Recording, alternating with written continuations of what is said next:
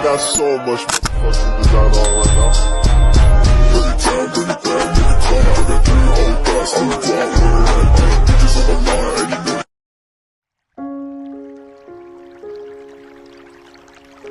Dinikahi Presidir tampan. Bab 005. Gagal. Bukankah tadi papa yang bilang ini kesempatanku? Rika sayang, jangan terbawa emosi. Kita semua juga kaget. Kita juga tak tahu mereka punya hubungan yang dalam.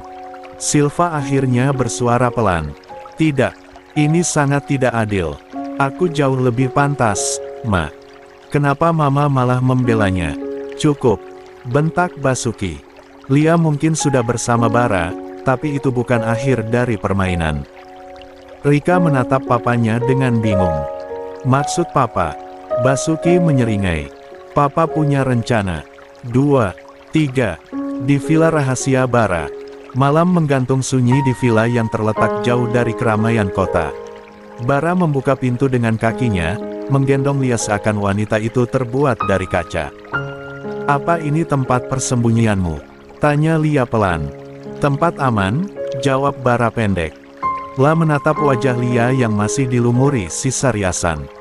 Tapi di balik itu, ia melihat samar bekas kebiruan di sudut bibir dan bawah mata Lia. Siapa yang memukulmu? Tanyanya dingin. Lia hanya tersenyum kecil. Sudah selesai. Kau sudah datang, kan?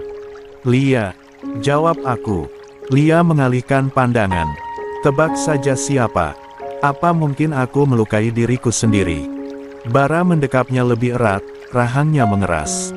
Aku mau mandi, ucap Lia. Aku mandikan, kata Bara langsung. Namun Lia menggeleng, masih lembut. Oh, dalam situasi begini pun kamu masih mau mencuri kesempatan. Kenapa? Kau istriku. Lia? Iya, baiklah. Tapi aku benar-benar ingin mandi sendiri, Tuan Bara. Lia bersikeras. Bara hanya menatapnya. Aku juga lapar, ucap Lia canggung ditatap seintens itu oleh Bara. Kami berdua, sambungnya mengusap perut. Mereka membuat kalian kelaparan. Lia terkekeh, aku memang gampang lapar. Bara mengangguk dan melangkah ke arah pintu karnar. Makanan akan siap saat kau keluar. Siap Tuan Bara, aku mau mandi dulu, bau. Begitu Lia menghilang ke kamar mandi, Bara segera mengambil ponselnya dan menekan tombol cepat. Baby. Siap, Tuan Bara. Cari tahu siapa yang menyentuh Lia. Aku ingin tahu semua. Baik. Kau mencurigai siapa? Banyak. Bara mendesah. Dan tak satu pun akan selamat. Perintah. 3. Jika terbukti, hancurkan. Baby paham. Dan aku inginkan dokter. Aku ingin tahu kondisi Lia. Termasuk kandungannya, sambung Bara. Laksanakan. Bara menutup sambungan. La menatap pintu kamar mandi dengan pandangan yang sulit diartikan. Bara menata meja makan sendiri. Daging panggang, sup hangat, buah segar. La bahkan menyiapkan teh herbal. Ketika Lia keluar dengan rambut masih basah, mengenakan gaun tidur putih yang disediakan, Bara langsung berdiri. Makan dulu, katanya lembut. Wah, kau masak sendiri. Lia tersenyum kecil. Kau meledek. Lia terkekeh. Makanlah, semua untukmu. Dan bayi kita. Kau tidak makan. Tanya Lia yang melihat Bara hanya memperhatikannya. Aku. Mual. Hah. Bara ngangkat tangannya lalu muncul seorang pelayan membawa ember. Bara berpaling sementara Lia malah terlihat bingung. Huek. Lia kaget. Bara. Huek. Kau baik-baik saja. Pelayan pergi dengan membawa ember. Bara mengusap bibirnya. Lia, aku hanya muak. Lia tertawa, astaga. Kau senang. Lucu saja, Tuan Bara bisa mual. Bagaimana rasanya ngidam? 4. Tidak enak, jawab Bara hambar dan dingin. Tapi Lia masih tertawa. Dan Bara suka. Kau senang. Lia? Iya, maaf. Aku makan lagi boleh? Iya. Mereka makan dalam diam, tapi hangat. Seolah badai di luar tak pernah terjadi. Tatapan Bara terus mengawasi Lia, sesekali memerhatikan perutnya yang masih rata. Tak lama, bel pintu berbunyi. Dokter sudah datang, ujar Bara. Dokter, kamu memanggil dokter. Bara mengangguk. Dokter muda berwajah tampan masuk, membawa tas medis. Tapi wajah Bara justru masam. Kau, katanya dengan suara tertahan. Kenapa kau yang datang? Baby memanggilku, kata dokter muda itu santai, sambil berjalan masuk. Ya, Bara kesal, karena dokter muda itu juga salah satu temannya. Bahkan dialah yang dulu memeriksa saat Bara ngidam, tapi mengatakan dirinya baik-baik saja. Halo, sapa dokter itu ramah. Lia menyapa balik, hai, dokter. Morgan, Dokter Morgan. Iya, Dokter Morgan. Terima kasih sudah datang, dokter. Jangan sungkan, aku masih temannya, kata Dokter Morgan sambil menunjuk Bara. Lia melirik Bara yang wajahnya sudah masam itu. Lah hanya tersenyum kaku. Baiklah, bisa kita mulai pemeriksaannya. Tentu saja. Dokter Morgan mulai memeriksa Lia. Kau tahu ada cerita lucu, kata dokter sambil memeriksa tekanan darah. Apa? Beberapa hari yang lalu, ada yang mengamuk karena pemeriksaanku tidak seperti yang dia harapkan. Semua di tubuhnya normal, tapi dia merasa mual dan lemas. Tidak ada makanan yang masuk ke perutnya, aku sarankan suntik saja, tapi dia takut jarum suntik. Benarkah? 5. Lia, dan aku tahu apa sebabnya sekarang. Apa? Karena kamu hamil. Lia manggut-manggut. Oh. Bara menyipitkan mata. Kau datang untuk memeriksa, bukan menggoda. Dokter Morgan tertawa. Lia menggeleng. Bara berdiri, menyilangkan tangan. Sudah selesai. Atau kau mau menginap sekalian? Morgan tertawa lagi sambil merapikan alatnya. Baiklah. Ini hasilnya, kondisi Lia dan janinnya stabil. Tapi dia butuh istirahat, makanan bergizi, dan suami yang lebih sabar. Bara menunjuk pintu. Keluar. Dokter melambai santai. Senang melihat kau cemburu. Jarang-jarang bisa melihat Bara yang biasanya dingin berubah jadi manusia. Setelah dokter pergi, Lia tersenyum. Kau cemburu. Bara hanya menarik napas dan duduk di samping Lia. Kenapa? Kau keberatan? Dia dokter dan sudah disumpah. Kenapa bisa cemburu pada dokter? Dia menggodamu. Ayolah, dia bukan menggodaku tapi kamu karena cemburuan. Bara menarik Lia sampai jatuh ke pelukan. Sudah selesai makan. Aku sudah sangat lapar. Lia tersenyum menggoda. Ada banyak makanan di meja. Yang aku inginkan kamu. Kau mau menyantapku? Boleh. Lia terkekeh, tahu-tahu, bibir Bara sudah menyentuh bibirnya. 6. 4. Malam itu terasa begitu panjang, namun di kamar villa yang sunyi, waktu seolah berhenti. Bara menatap Lia yang tertidur pulas di pelukannya, rambut hitamnya terurai menutupi sebagian wajah. Nafas Lia teratur, damai. Seakan semua luka yang sempat menyelimuti dirinya lenyap bersama belayan lembut Bara beberapa jam lalu. Bara mengusap pelan pipi Lia, jenarinya menyusuri garis wajah itu seakan takut wanita itu hilang jika ia berkedip. Namun kedamaian itu terganggu ketika ponsel di meja bergetar. Bara meraihnya tanpa suara, lalu menempelkan ke telinga. Baby, suaranya rendah. Laporan sudah jelas, Tuan Bara, jawab suara di seberang. Yang menyentuh Nyonya Lia. Basuki. Papa tirinya. Dia juga yang menyuruh Rika menyeret Nyonya keluar rumah dengan kasar. Bara menegang. Rahangnya mengeras, sorot matanya berubah tajam. La menoleh pada Lia yang terlelap, lalu menutup mata sejenak menahan amarah. Aku ingin mereka berdua merasakan sakit yang sama, katanya datar. Tidak, lebih dari itu. Aku ingin mereka kehilangan segalanya. Perintah siap dilaksanakan. Belum sekarang. Desis Bara. Aku punya rencana. Aku ingin mereka jatuh. Perlahan. Biarkan mereka menikmati ketakutan. Baik, Tuan. Bara menutup telepon, lalu kembali memandang Lia. Senyum tipis muncul di bibirnya. Aku akan melindungimu, sayang. Tidak akan ada yang menyakitimu lagi. Pagi datang dengan cahaya lembut menembus tirai tipis. Lia menggeliat pelan, matanya terbuka perlahan. Wajah pertama yang ia lihat adalah Bara yang duduk di tepi ranjang, menatapnya dengan senyum yang jarang sekali dimiliki pria itu. "Selamat pagi, istriku," ucap Bara sambil menunduk, mencium kening Lia. Lia tersipu, matanya masih berat. "Kau sudah bangun dari kapan?" "Dari lama. Aku hanya ingin melihatmu tidur." "Creepy sekali, Tuan Bara," Lia terkekeh kecil. "Kalau begitu aku akan terus menjadi creepy," jawab Bara enteng, lalu mendekat untuk mengecup bibir Lia. Lia meraih kerah bajunya, menahan sebentar, lalu membalas ciuman itu dengan lembut. Kalau begini aku bisa malas bangun," bisik Lia manja. "Tidak apa. Aku bisa menyiapkan sarapan di ranjang," jawab Bara, suaranya rendah penuh godaan. Lia tertawa dan mendorongnya pelan. "Kau ini, masa calon ayah tetap nakal begini?" 7. Bara hanya mengangkat bahu. "Aku lapar. Lagi." "Bara." Lia menepuk dada pria itu, lalu turun dari ranjang. "Ayo, kita sarapan di meja. Aku ingin duduk manis, kau yang melayani. Seperti seorang ratu. Ya, dan jangan protes."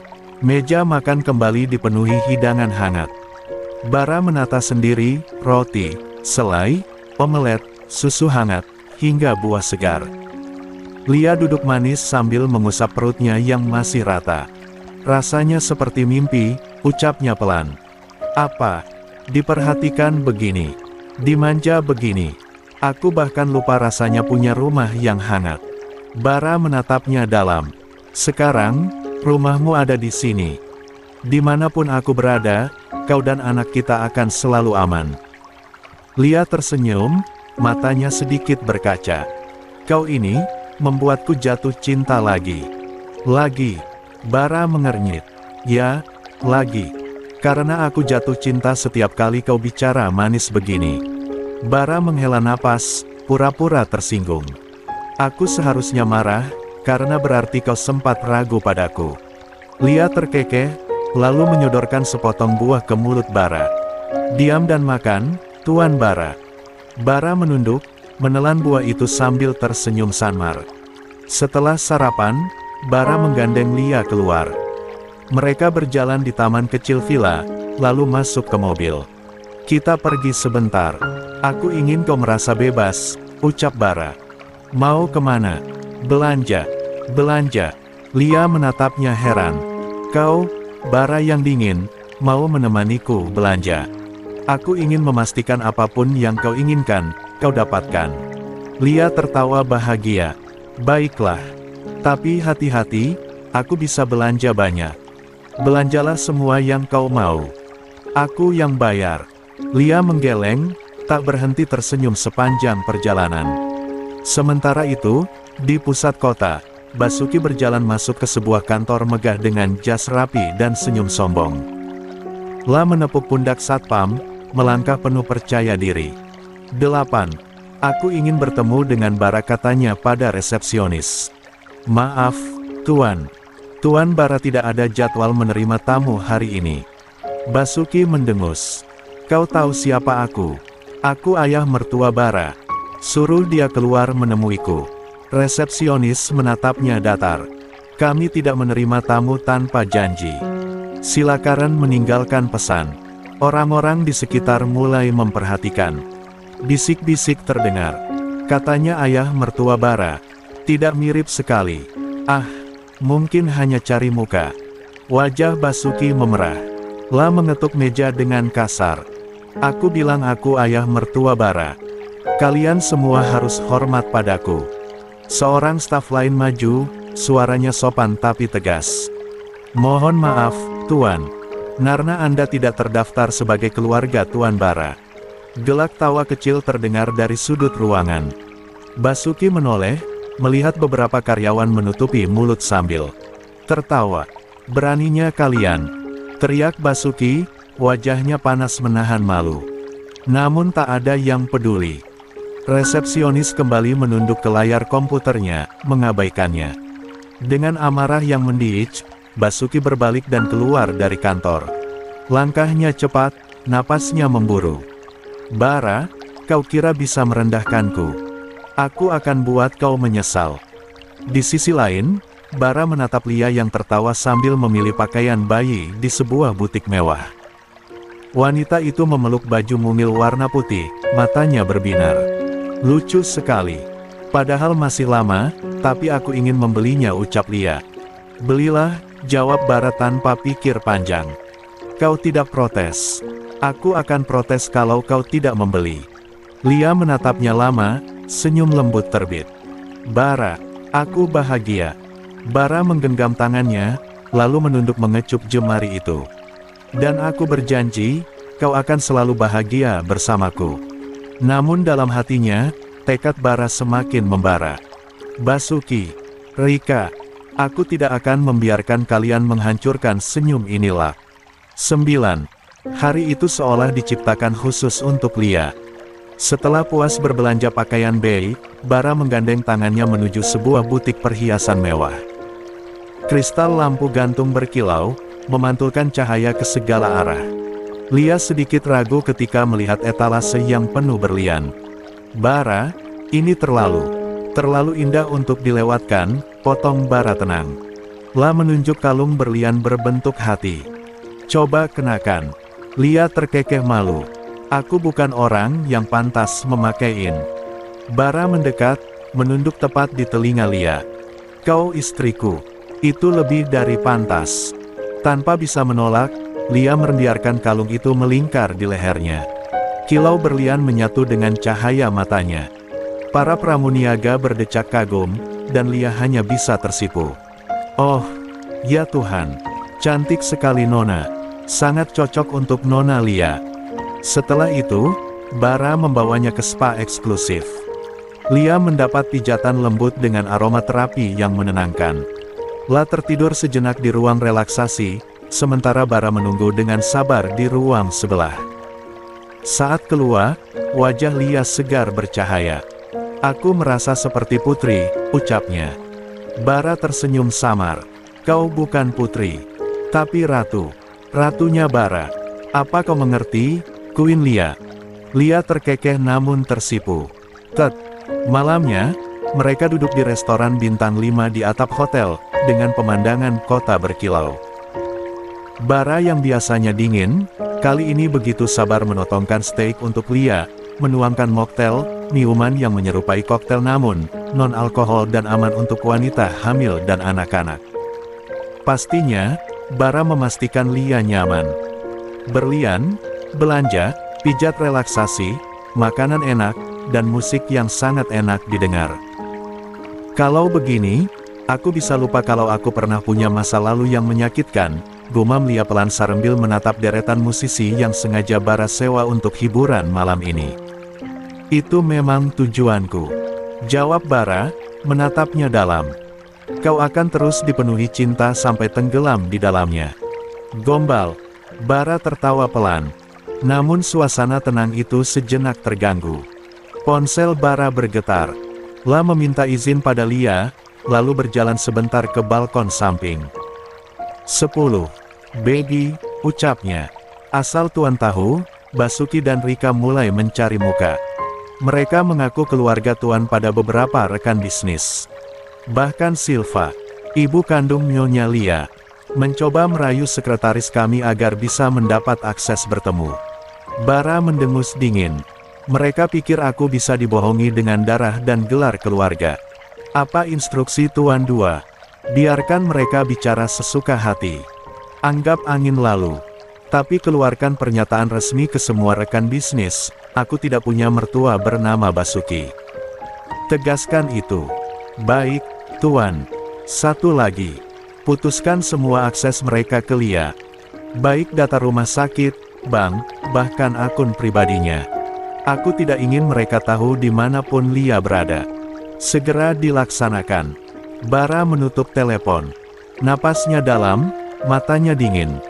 Sekilas ia menoleh ke arah Lia yang tertawa kecil dengan pelayan restoran. Senyumnya kembali lembut. La melangkah, kembali ke sisinya. Telepon bisnis. Tanya Lia. Ya, tidak penting. Bara duduk, menggenggam jemari istrinya. Yang penting sekarang hanya kau. Lia menunduk, wajahnya memerah. Bara, kenapa kau selalu menggombal? Apa sudah ganti profesi, Huum? Bara tak menjawab. La hanya meraih dagu Lia, lalu mengecup bibirnya di bawah cahaya lampu kota. Beberapa hari berikutnya, Bara membawa Lia lebih jauh dari hiruk-pikuk kota. Sebuah kapal pribadi menunggu mereka di dermaga, berlayar menuju pulau terpencil milik Bara. 1. Lia terpana saat melihat hamparan pasir putih, laut biru sebening kristal, dan villa modern yang berdiri anggun di tengah pulau. Ini, milikmu, milik kita, koreksi Bara. Mulai sekarang, ini rumah kedua kita. Tempatmu bisa tertawa tanpa rasa takut. Air mata menitik di sudut mata Lia. Aku bahkan tidak tahu cara membalas semua ini. Dengan bahagia, dan lahirkan anakku. Jawab Bara singkat. Lia tersenyum dan memukul dada bidang Bara. Namun, kemudian merembah di sana. Malam di pulau itu begitu syahdu. Bara menyalakan lilin di tepi pantai, menyajikan makan malam di bawah taburan bintang. Lia duduk bersandar di bahunya, mendengarkan debur ombak. Aku ingin tinggal di sini selamanya, bisiknya. 11. Kau bisa. Apapun yang kau mau, aku sediakan. Sementara itu, di rumah besar kota, Basuki menendang kursi dengan kasar. Berita resmi dari jaringan bisnis Bara tersebar, Tuan Bara tidak memiliki mertua bernama Basuki. Sial, sial, sialan, teriak Basuki. Berani menyangkal aku di depan semua orang. Rika ikut kesal. Aku malu, Pak. Semua orang di kantor gosipkan kita. Katanya kita cuma pengemis status. Basuki menoleh ke istrinya, Silva, yang sejak tadi diam. Ini semua salahmu.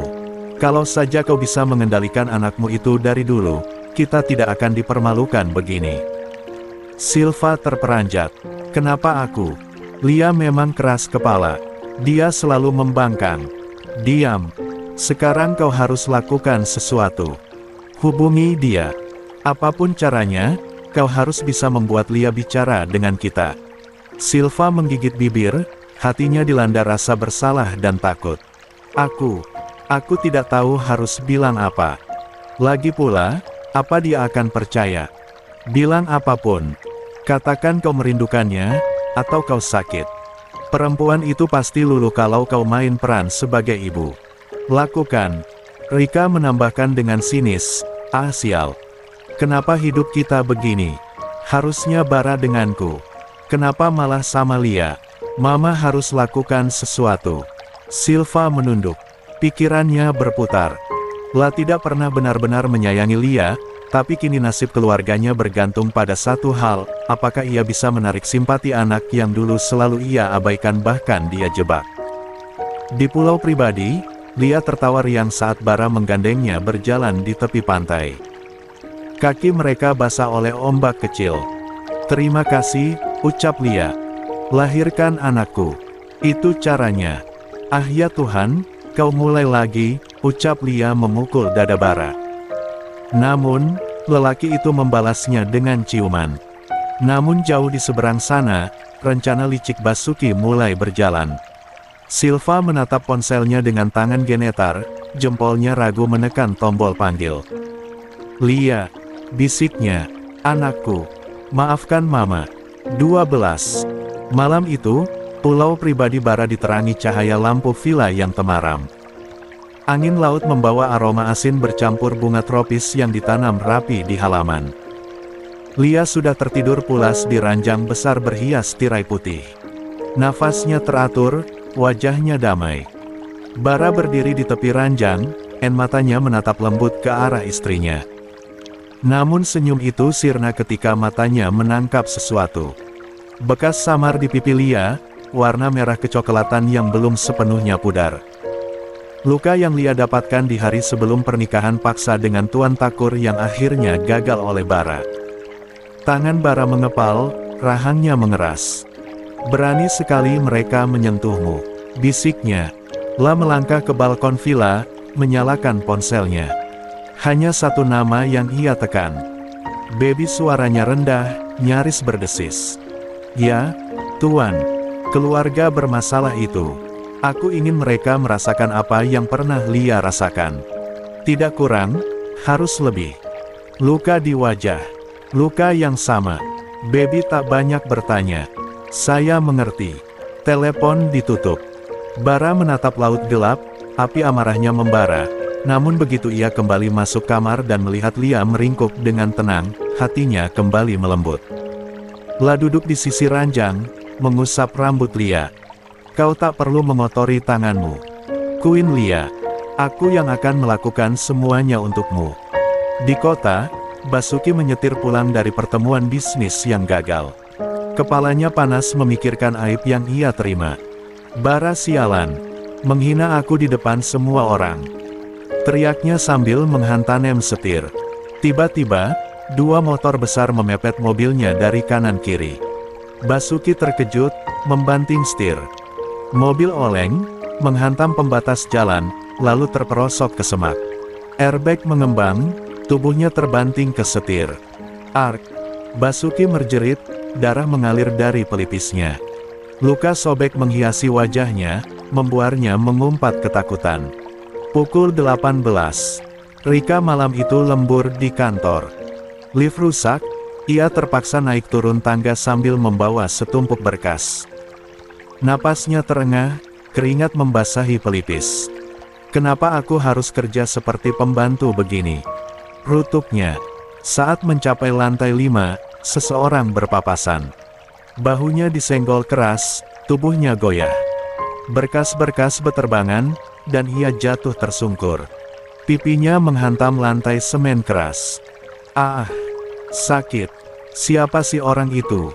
Rika mendongak, tapi sosok yang tadi menyenggolnya sudah hilang entah. 13. Kemana? Tangannya meraba wajahnya. Perih. Bibirnya pecah, pipinya lebam. Sementara itu, Silva duduk gelisah di ruang tamu rumahnya. La tak bisa tidur, bayangan wajah Lia kecil yang dulu sering ia abaikan terus menghantui. Tiba-tiba, suara ketukan keras di pintu. "Siapa malam-malam begini?" Dengan hati-hati ia keluar. Halaman sepi, hanya lampu jalan redup. La melangkah keluar, mencari sumber suara. Brak! Sebuah batu besar entah dari mana menghantam dekat kakinya. Silva terlonjak mundur, tapi seseorang berlari cepat, mendorongnya hingga ia jatuh tersungkur di jalan berbatu. "Aak!" Jeritan itu menggema.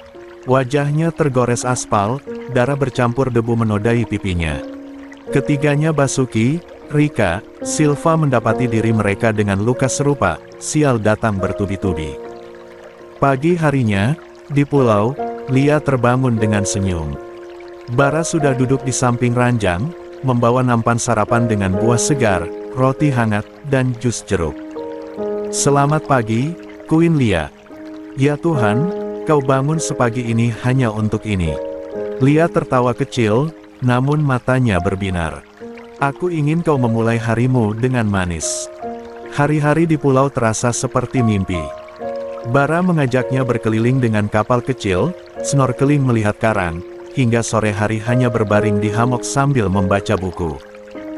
Lia tertawa lebih sering, kulitnya berwarna sehat, matanya tak lagi redup seperti dulu. Suatu malam, mereka pergi ke klinik kecil di kota terdekat untuk kontrol kehamilan. Dokter menyambut hangat, lalu melakukan USG. "Lihat, itu dia." Layar menampilkan bayangan kecil bergerak. Mata Lia berkaca-kaca. "Itu bayi kita." Bara menggenggam erat tangannya. "Ya, anak kita."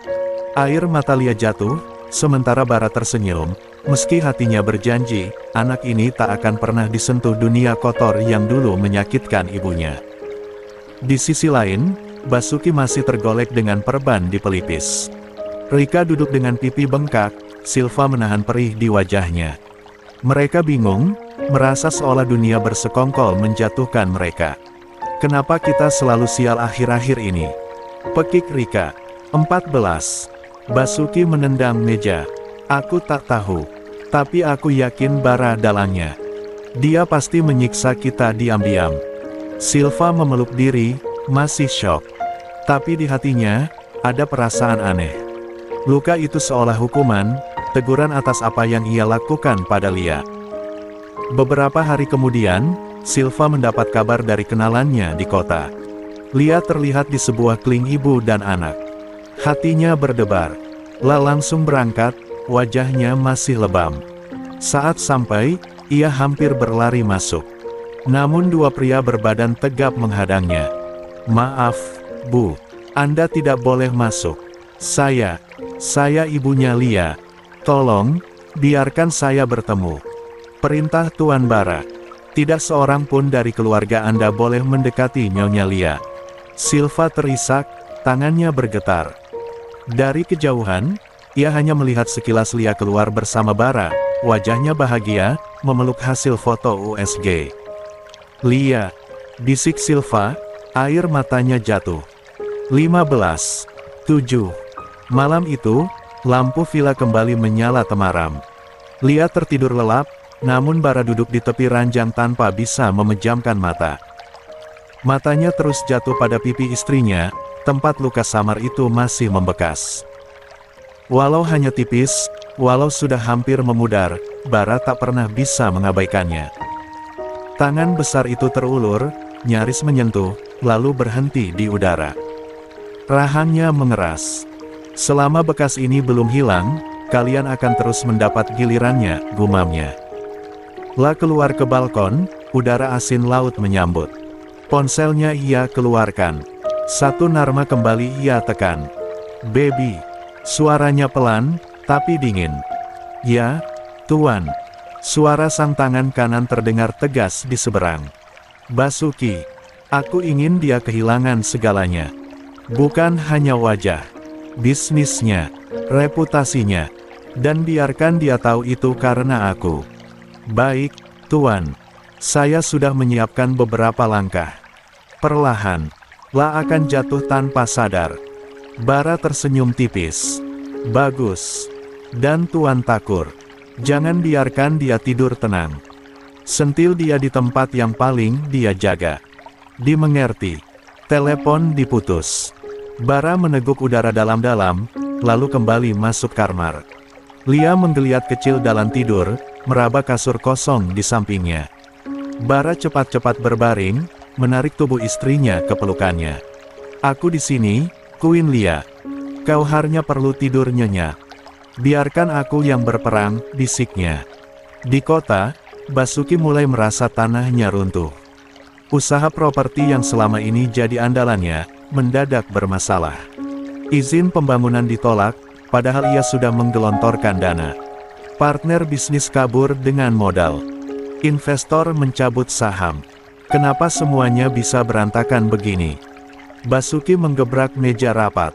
Seorang asistennya terbata, Pak. Gosipnya, nama Bapak sudah masuk daftar hitam di beberapa bank. Katanya ada perintah dari atas. Omong kosong.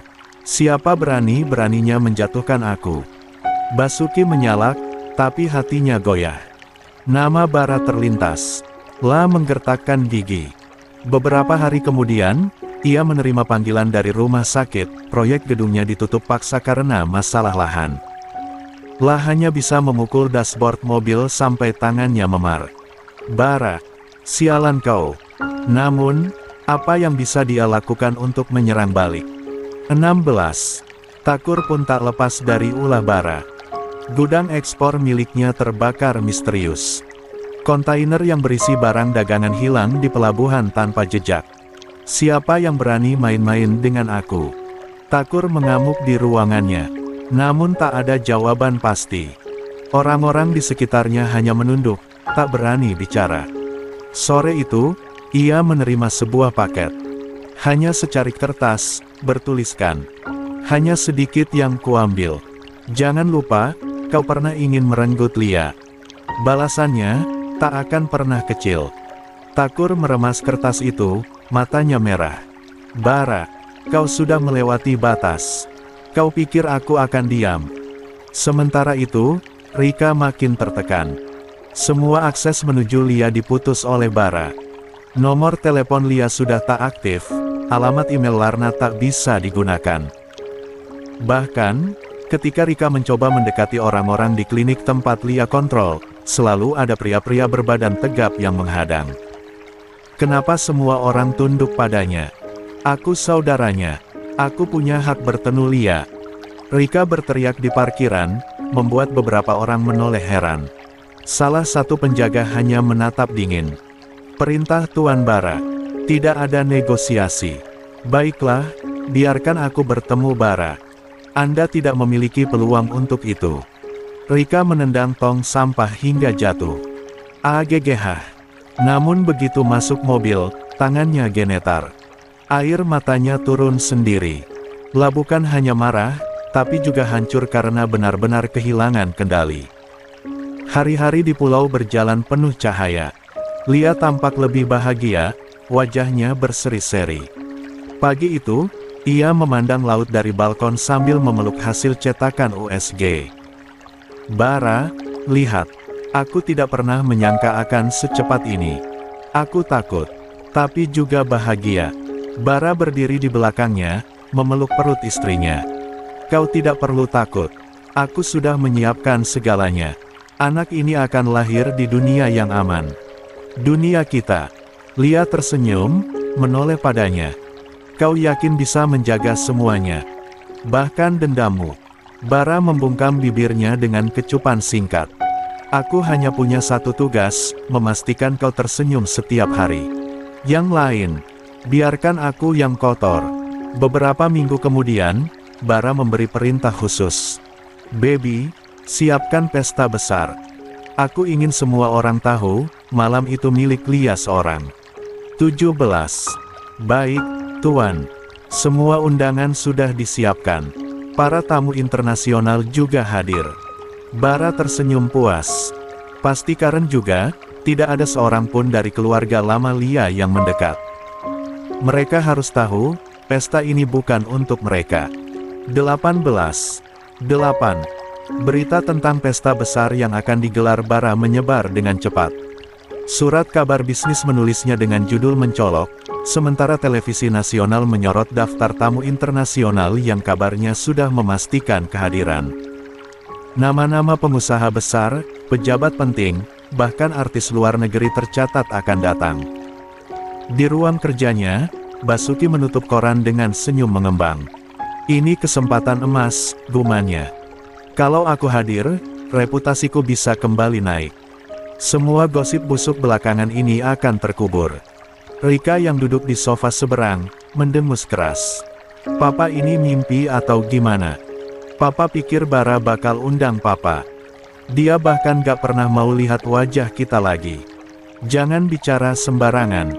Basuki menunjuk putrinya dengan telunjuk gemetar. Aku ayah Lia.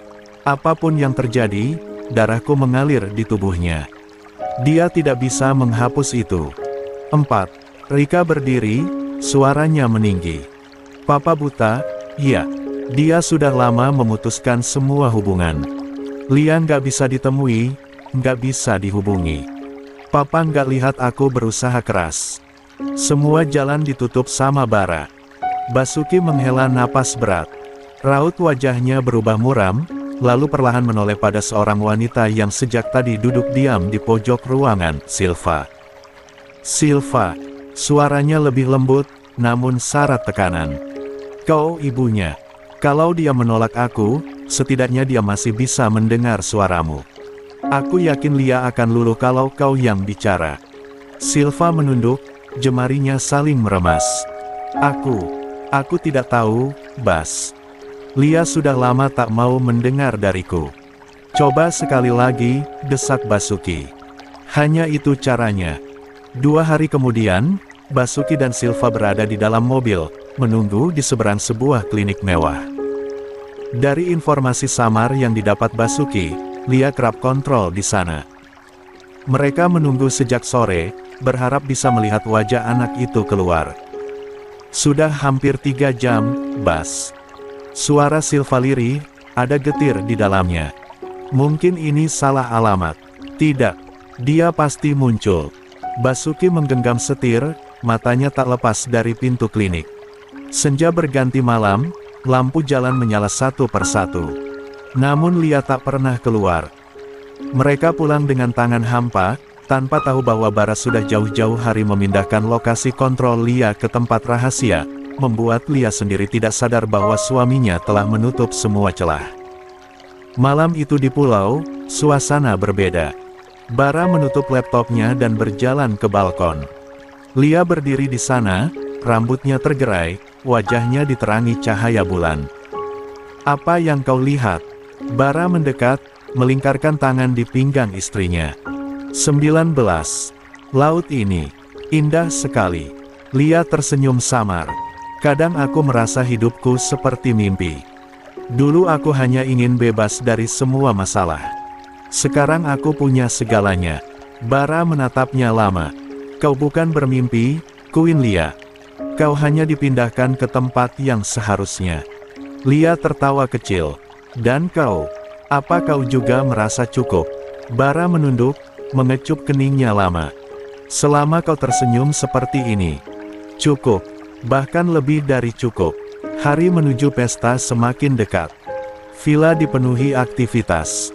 Desainer, floris, hingga chef internasional keluar masuk membawa bahan, kain, dan rancangan. Lia ikut bersemangat, meski sedikit gugup. Suatu pagi, ia menghampiri Bara yang sedang berbicara dengan Baby. "Bara," suaranya ragu. "Aku ingin ke salon dulu. Rambutku, kulitku. Aku ingin terlihat pantas malam itu." Bara mengangkat wajah, sedikit mengernyit. "Aku bisa bawa tim salon ke sini." Lia menggeleng, senyum malu-malu. "Tidak sama. Aku ingin suasana berbeda. Rasanya lebih nyata kalau aku ke salon sendiri." Bara diam sejenak, lalu meraih tangannya. "Aku ada urusan penting hari ini. Tapi aku tidak akan membiarkanmu pergi sendirian. Baby, pilihkan pengawal terbaik." "Siap, Tuan," jawab Baby mantap. Lia hanya menghela napas pasrah. "Baiklah, asal aku bisa keluar sebentar." Siang itu, mobil hitam panjang berhenti di depan salon ternama di pusat kota. Dua pria bersetelan rapi turun lebih dulu, lalu membuka pintu untuk Lia. Dengan gaun sederhana dan kacamata hitam, ia masuk tanpa banyak bicara. Waktu berlalu, hingga Lia keluar dengan wajah segar, rambut tertata indah. La tampak puas, sedikit menoleh ke kaca jendela untuk memastikan semuanya rapi. Namun langkahnya terhenti. Dari seberang jalan, sepasang mata menatapnya penuh amarah. "Rika." Tubuh Rika kaku, tangannya terkepal. La baru saja selesai berbelanja kebutuhan rumah, tapi begitu melihat Lia berjalan anggun dengan pengawal di belakangnya, hatinya bergejolak. "Dia," bisiknya, suaranya gemetar. "Dia hidup semewah itu. Sementara aku setiap hari harus menanggung malu karena nama keluarga kita hancur." Kenangan malam-malam penuh air mata kembali menyeruak. Kesempatan kerja yang hilang, teman-teman yang menjauh, semua karena satu nama, Lia. 20. Rika menggertakkan gigi, darahnya mendidih. Kalau saja dia nggak ada. Matanya beralih ke mobilnya yang terparkir tak jauh. Jantungnya berdetak cepat. Dalam pikirannya hanya ada satu rencana gila, menabrak Lia. La masuk ke mobil dengan napas memburu, tangannya gemetar di atas setir. Pandangannya terfokus pada sosok wanita itu yang sedang berjalan menuju mobil hitam pengawalnya. "Ini saatnya," bisik Rika, matanya merah penuh dendam. Mobil dinyalakan, mesin meraung. Dan dalam benaknya, hanya ada satu tujuan, menghapus Lia dari dunia. 21:9. Mesin mobil meraung, getarannya menyatu dengan dada Rika yang bergemuruh tak karuan. Matanya terpaku pada sosok Lia yang keluar dari salon dengan langkah ringan, rambutnya tertata indah, senyum kecil mengembang di bibirnya. Senyum itu seperti belati bagi Rika. Senyum seorang wanita yang tampak hidup tanpa beban, sementara dirinya terhimpit utang, harga diri tercabik, dan masa depan kabur. Kenapa harus dia yang berbahagia? Rika menggertakkan gigi, jemarinya mencengkeram setir begitu kuat hingga buku-bukunya memutih. Kenapa bukan aku? La menginjak pedal gas pelan, lalu lebih dalam. Mobil bergerak maju, suara ban berdecit samar di aspal. Namun pada detik yang sama, pandangan Lia menangkap sesuatu. Sebuah mobil putih melaju ke arahnya dengan kecepatan tak wajar. La sempat tertegun, lalu salah satu pengawal di sampingnya segera berteriak. "Bu Lia, mundur!" Tangannya cepat menarik lengan Lia, mendorong tubuh wanita itu ke samping. Lia terhuyung, hampir jatuh, tapi berhasil ditopang pengawal lain. "Bara!" bisiknya panik, meski tahu suaminya tak ada di sana. Mobil putih itu melintas cepat, hanya terpisah beberapa sentimeter dari tubuhnya. Lia memejamkan mata, napasnya tersengal, jantungnya nyaris meloncat keluar. Rika di balik kemudi menahan teriakannya. Mobilnya terus melaju, hampir kehilangan kendali di tikungan. La menghantam rem mendadak, membuat ban berdecit panjang sebelum berhenti di ujung jalan. Tangannya gemetar. Keringat dingin menetes di pelipis. "Kenapa? Kenapa aku nggak bisa?" jeritnya pada dirinya sendiri. "Kenapa dia bisa lepas? Harusnya aku memperhitungkan pengawalnya juga." La menghantam setir berkali-kali, menangis penuh amarah. Rasa benci itu masih membara, tapi ada sesuatu yang mengganjal di dadanya. Sesuatu yang membuatnya gagal menekan gas hingga akhir. Di seberang jalan, Lia masih terdiam di pelukan pengawalnya. Wajahnya pucat, tangannya meremas perutnya sendiri tanpa sadar. "Tenang, Bu. Sernua aman sekarang," ujar pengawal yang menenangkannya. Namun Lia menggeleng pelan. Tidak Anan.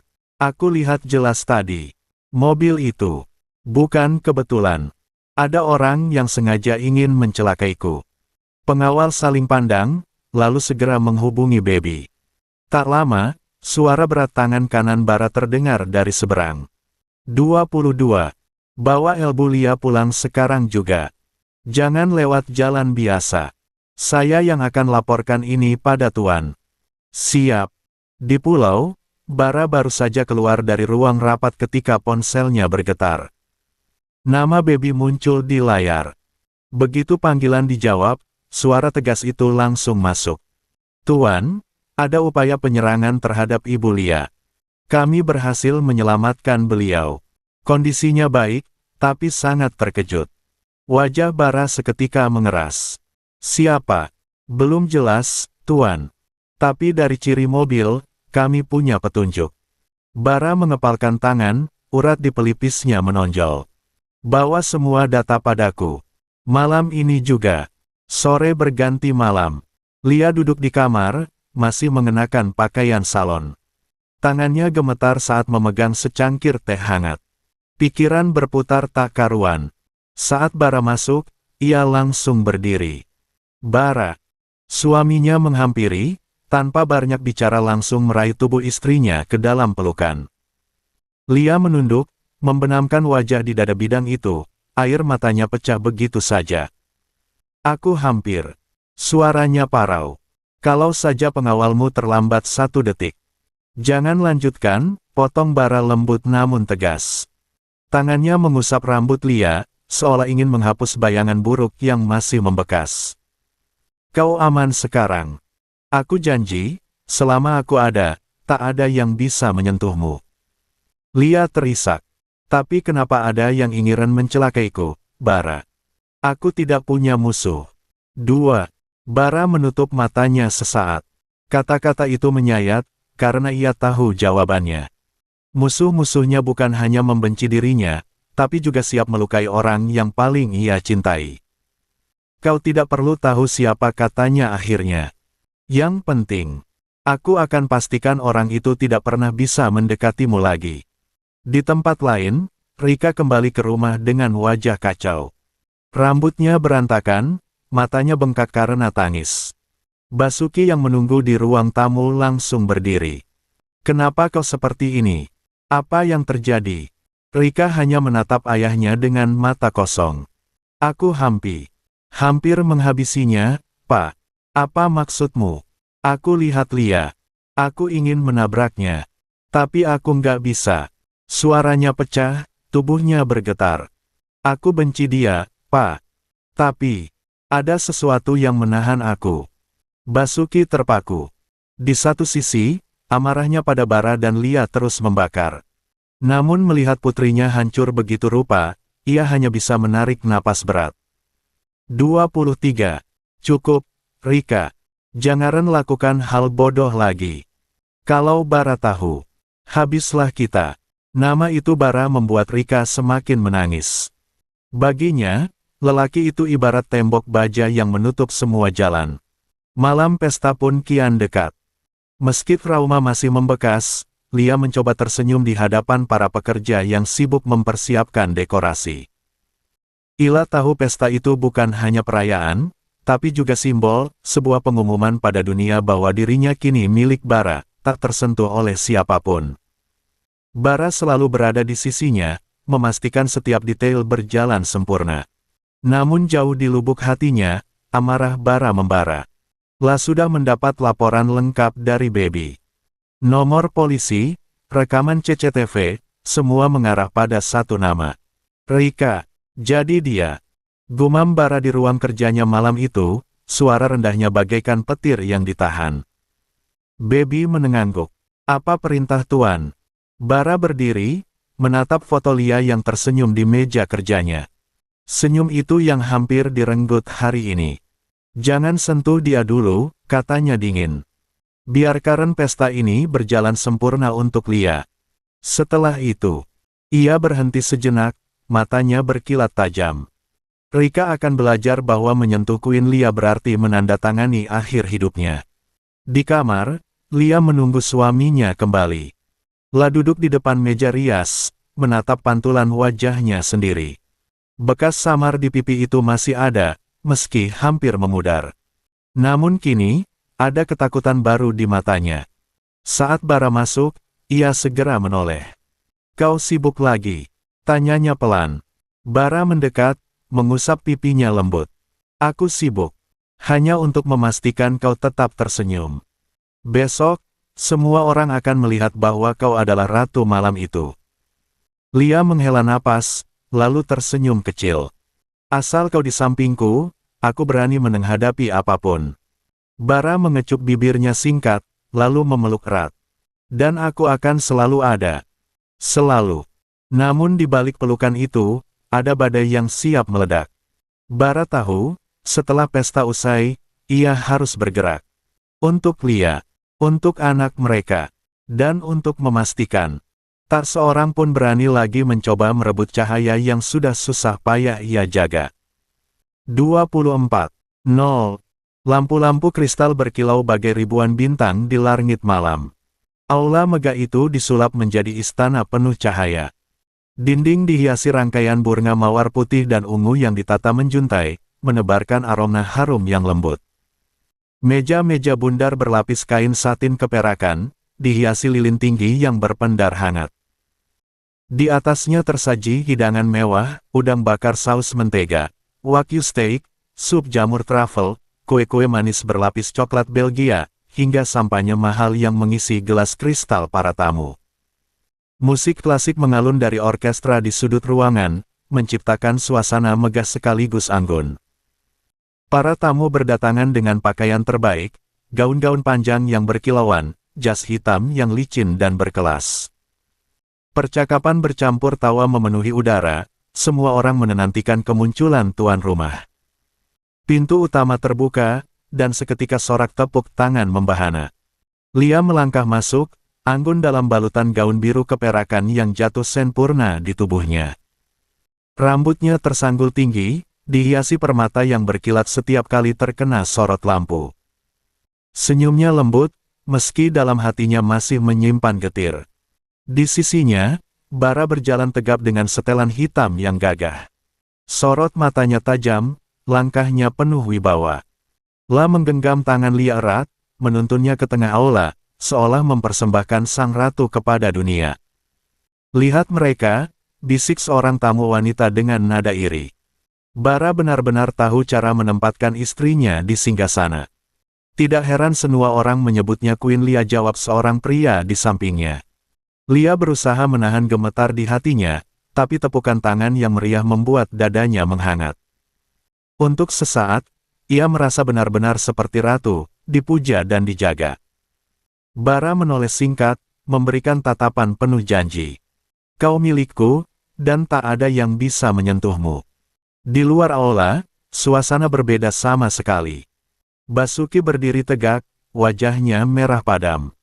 Tangannya mengacung pada petugas keamanan yang menjaga pintu masuk. Aku ayah Rika. Aku harus masuk. Petugas itu tetap tenang, meski tatapannya keras. Mohon maaf, Pak. Hanya tamu dengan undangan resmi yang boleh masuk. Undangan. Basuki mendengus.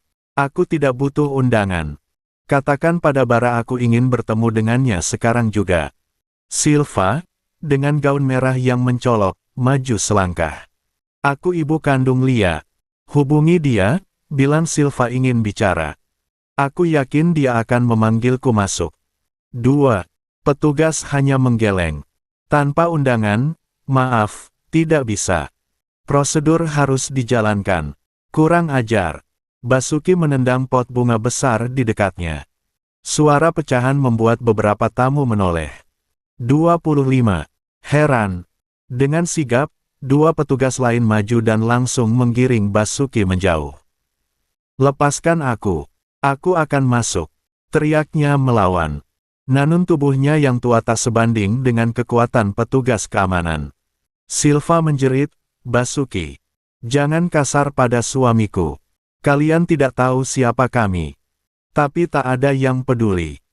Dalam hitungan detik, pasangan itu sudah terdorong menjauh dari pintu masuk, meninggalkan kesan memalukan di hadapan para tamu yang lalu lalang. Rika melihat semua itu dari kejauhan. Jantungnya berdentum keras, wajahnya panas menahan malu. Papa dan Mama gagal. Kalau begitu, aku sendiri yang harus masuk. La sudah berdandan secantik mungkin malam itu. Gaun hitam berpotongan rendah membungkus tubuhnya, makeup tebal menajamkan sorot matanya. Bibirnya merah menyala, rambutnya dibiarkan tergerai lembut.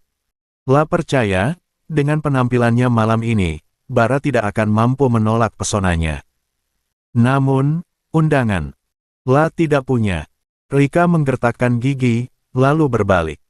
Kalau jalan utama tertutup, aku akan cari pintu lain. La menyusuri sisi gedung, melewati taman yang gelap.